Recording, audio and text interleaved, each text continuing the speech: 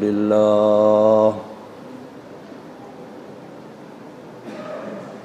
الحمد لله نحمده ونستعينه ونستغفره ونؤمن به ونتوكل عليه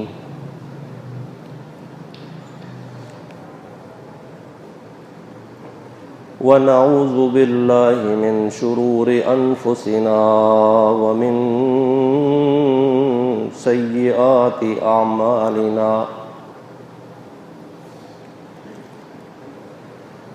من يهده الله فلا مضل له ومن يضلله فلا هادي له ونشهد أن لا إله إلا الله وحده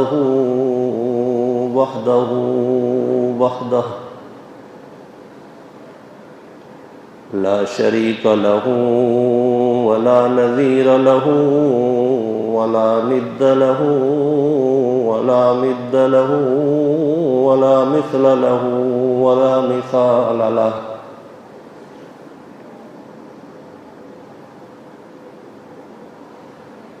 ونشهد أن لا إله إلا الله وحده لا شريك له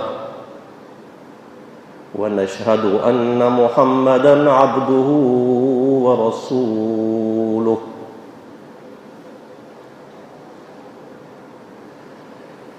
الحمد لله حمدًا كثيرا طيبا مباركا فيه الحمد لله وكفى والصلاة والسلام على رسول الله الحمد لله وكفى والصلاة والسلام على سيد الرسل وخاتم الأنبياء محمد المصطفى أحمد المجتبى وعلى آله وأصحابه وبارك وسلم تسليما كثيرا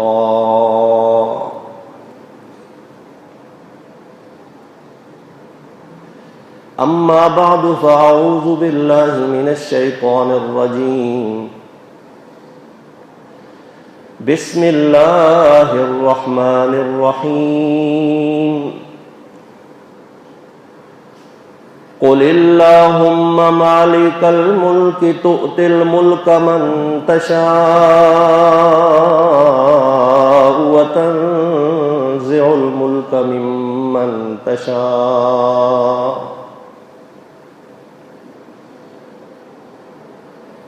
وتعز من تشاء وتذل من تشاء بيدك الخير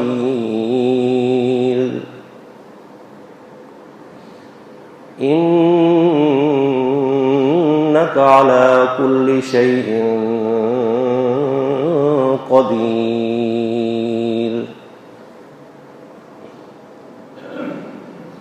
تولج الليل في النهار وتولج النهار في الليل وتخرج الحي من الميت وتخرج الميت من الحي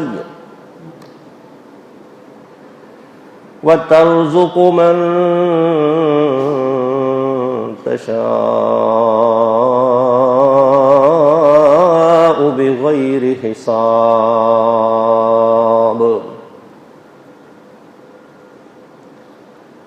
سبحان ربك رب العزة عما يصفون وسلام على المرسلين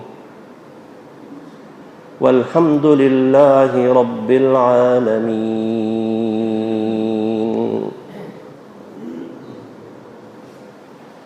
میرے قابل احترام بزرگوں، دوستوں،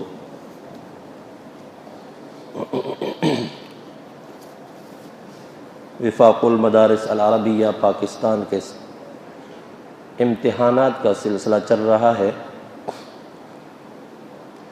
جس کی وجہ سے حضرت امام صاحب مصروف بھی ہیں اور ساتھ میں کوئی طبیعت بھی ناساز تھی۔ انہوں نے حکم فرمایا، ہم نے تعمیل کی، جس کی وجہ سے وہ آج غیر حاضر ہیں۔ اللہ رب العالمین مجھے صحیح بات کرنے کی توفیق نصیب فرمائے۔ میں نے آپ کے سامنے سورہ آل عمران کی آیت نمبر 25 اور 26 تلاوت کی ہے۔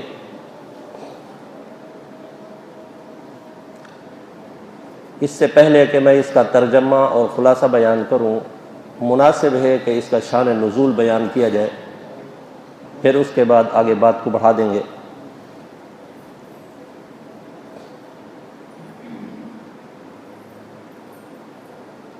یہ آیات بینات اس وقت نازل ہوئیں جب پیغمبر اسلام صلی اللہ علیہ وآلہ وسلم غزوہ احزاب کے سلسلے میں مصروف تھے، خندقیں کھودی جا رہی تھیں، اور آپ کے پیارے دوست اصحاب محمد صلی اللہ علیہ وسلم مصروف تھے۔ صورتحال یہ تھی کہ پیٹ کے اوپر پتھر بندھے ہوئے تھے، پیاس کی شدت تھی،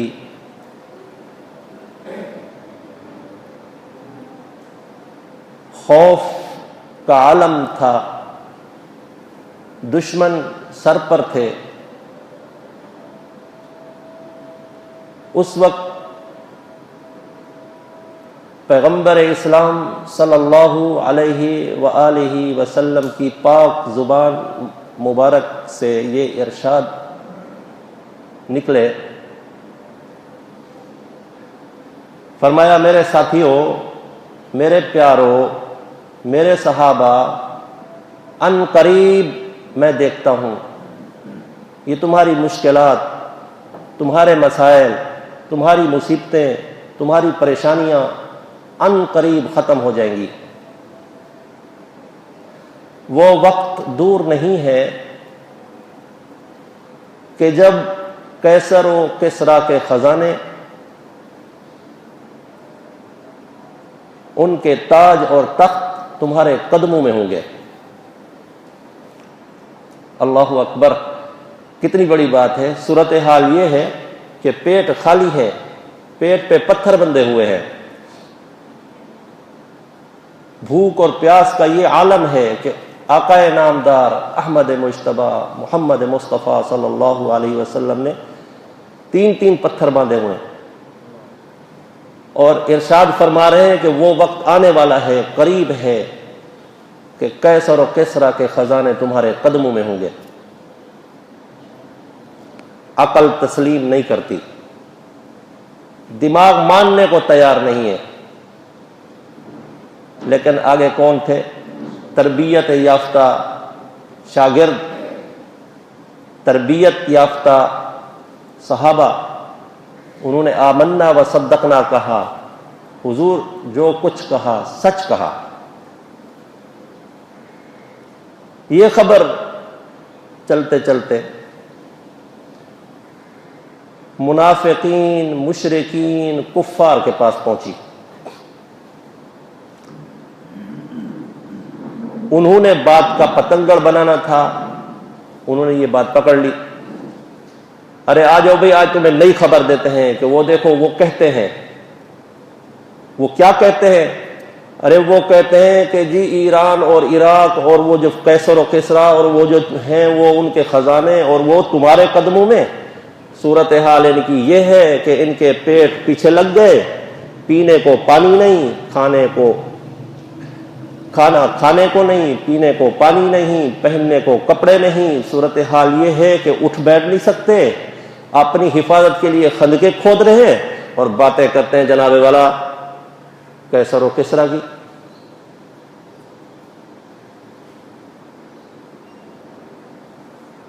اندر کے رازوں کو جاننے والا جان چکا تھا، فوراً ارشاد فرمایا جبریل عرض کیجیے رب،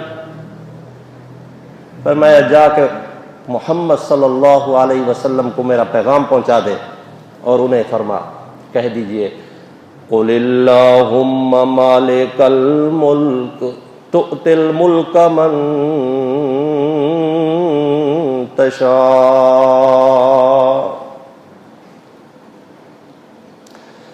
اے میرے پیغمبر اپنے محبوب ساتھیوں کو، اپنے پیاروں کو تسلی دیجئے اور انہیں کہہ دیجئے، یوں کہو قل، فرما دیجئے قل اللہم مالک الملک، اے مالک ملک، پوری کائنات کے مالک، پوری کائنات کے خالق، پوری کائنات کے رازق، اے رحیم مہربان اللہ،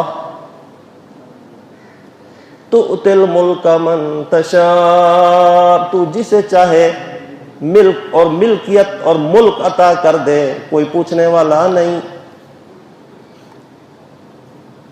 جسے چاہے ملکیت عطا کرے، ملک عطا کرے، بادشاہت عطا کرے، اقتدار عطا کرے، تیرے سے کوئی پوچھنے والا نہیں۔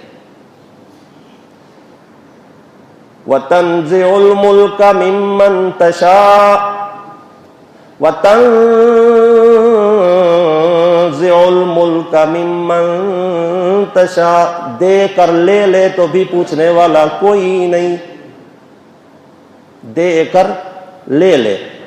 آپ حضرات مشاہدہ کر چکے ہیں، دے کر لے بھی سکتا ہے، لے کر پھر دے بھی سکتا ہے، یہ کون کر سکتا ہے؟ صرف اللہ کر سکتا ہے۔ وَتُعِزُّ مَن تَشَاءُ وَتُذِلُّ مَن تَشَاءُ، اور جسے چاہے تو عزت دے اور جس کو چاہے ذلیل کر دے۔ بِيَدِكَ الْخَيْرُ،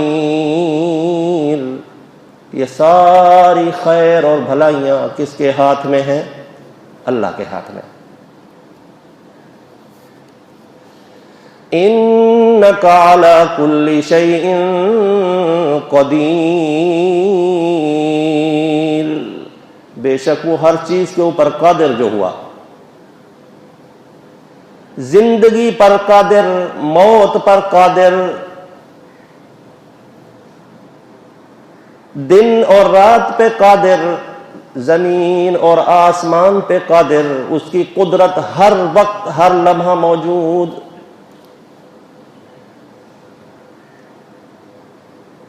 تولج اللیل فی النہار وتولج النہار فی اللیل،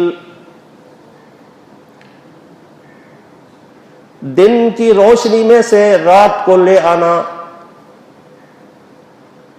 اور رات کے اندھیروں کو ختم کر کے اس میں سے دن کو لے آنا اور دن میں سے رات کو لے آنا، یہ کون کر سکتا ہے؟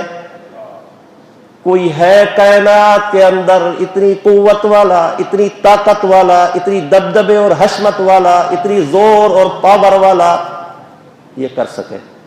کوئی دعویٰ کر سکے کہ نہیں جی آج رات ہی رات رہے گی، دن نے نہیں آنا؟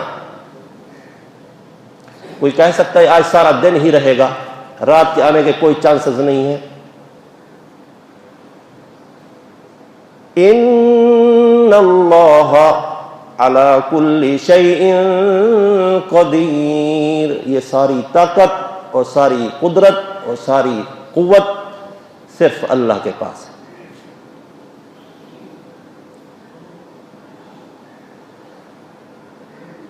سیدنا ابراہیم علیہ السلام ان کے دور میں ایک بادشاہ تھے، ان کا نام غالباً نمرود تھا۔ نمرود، اس نے ربوبیت کا دعویٰ کر رکھا تھا، رب ہونے کا دعویٰ کیا ہوا تھا۔ اس کا کہنا یہ تھا جو کچھ ہو رہا ہے وہ مجھ سے ہی ہو رہا ہے، میں ہی سب کچھ کر سکتا ہوں، میرے علاوہ کوئی رب نہیں ہے۔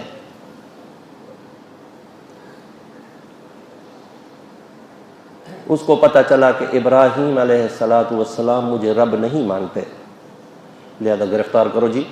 آرڈر آ گئے، لے آیا گیا، امیر بیٹھے ہوئے ہیں، وزیر بیٹھے ہوئے ہیں، مشیر بیٹھے ہوئے ہیں، خود اپنی کرسی پہ بیٹھا ہوا ہے۔ پوچھنے لگا ہاں جی آپ میرے کو رب نہیں مانتے؟ انہوں نے کہا جی میں کیسے تمہیں رب مانوں؟ کس کو رب مانتے ہو؟ بولا میرا رب تو وہ ہے، مجھے کیوں نہیں مانتے؟ ابراہیم علیہ السلام نے کہا میں تجھے کیسے رب مانوں؟ انہیں میں سب کچھ کر سکتا ہوں۔ کیا کر سکتے ہو جی؟ بولا میں زندہ بھی کر سکتا ہوں، میں مار بھی سکتا ہوں۔ انہیں بولا اچھا زندہ بھی کر سکتے ہو اور مار بھی سکتے ہو، کر کے دکھا دو۔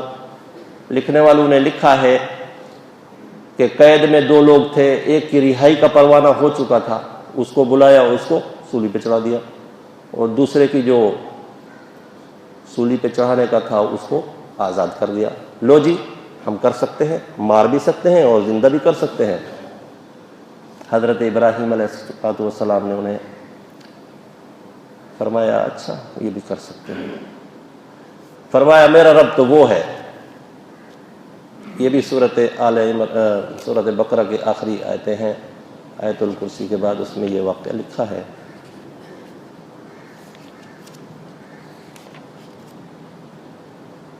حضرت ابراہیم علیہ السلام نے فرمایا اچھا اگر تجھ میں اتنی قوت ہے، اتنی طاقت ہے اور اتنی تمہارے اندر صلاحیت ہے تو میرا رب تو وہ ہے جو سورج کو مشرق سے نکالتا ہے اور مغرب کی طرف لے جاتا ہے۔ اگر تجھ میں اتنی ہمت ہے تو ذرا مغرب سے نکال کے دکھا دو، ہم تمہیں رب تسلیم کر لیں گے۔ جب اس نے یہ بات سنی اس کے تو اوسان خطا ہو گئے، اس کے تو ذہن میں اور گمان میں بھی نہیں تھا کہ یہ سوال کا جواب آئے گا میرے پاس۔ جب سوال کا جواب نہ بن پڑا تو پھر جناب والا گرفتار کرو جی، پکڑ دھکڑ کرو جی، اٹھا کے جی جیل میں ڈال دو جی، پھر آگ جلاؤ، پھر ان کو جلا دو۔ تو یہاں اللہ رب العالمین ارشاد فرما رہے ہیں وَتُخْرِجُ الْحَيَّ مِنَ الْمَيِّتِ، وہی اللہ ہے جو مردہ میں سے زندہ کو نکالتا ہے، اور وہی اللہ ہے وَتُخْرِجُ الْمَيِّتَ مِنَ الْحَيِّ، جو مرے ہوئے سے زندہ کو نکالتا ہے۔ علماء نے مفسرین نے یہاں لکھا ہے مرغی چونکہ زندہ ہوتی ہے اور انڈا جو ہے وہ مردہ ہوتا ہے، زندہ میں سے مردہ کو نکالنا، پھر انڈا مردہ ہوتا ہے، جو اس میں چوزا ہوتا ہے وہ زندہ ہوتا ہے، جب انڈا پھٹتا ہے تو اس میں سے چوزا نکلتا ہے وہ زندہ ہوتا ہے۔ یہ اللہ کا کمال ہے۔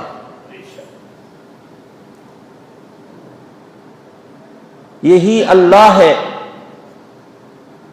جو مردہ میں سے زندہ اور زندہ میں سے مردہ۔ آج کائنات کے اندر بڑے بڑے دعوے کرنے والے موجود ہیں، لیکن کوئی یہ دعویٰ نہیں کر سکتا کہ ہم مردہ میں سے زندہ اور زندہ میں سے مردہ نکال دیں۔ یہ سارے کمالات یہ اللہ پاک کے پاس ہیں۔ آگے ارشاد فرمایا وَتَرْزُقُ مَن تَشَاءُ بِغَيْرِ حِسَابٍ، وَتَرْزُقُ مَن تَشَاءُ بِغَيْرِ حِسَابٍ، ہم جسے چاہتے ہیں بے حساب رزق دیتے ہیں، اور جسے چاہتے ہیں تنگ دست رکھتے ہیں، کوئی ہم سے پوچھنے والا نہیں۔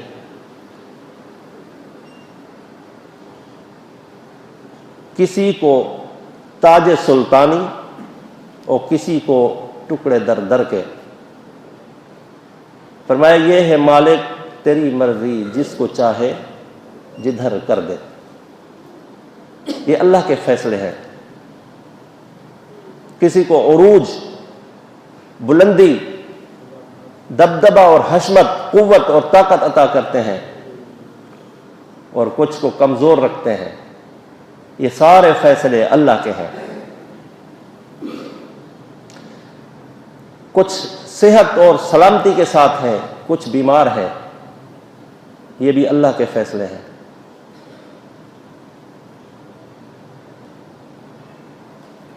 کچھ کو اپنی یاد کے لیے چن لیتے ہیں اور کچھ کو غافل کر دیتے ہیں،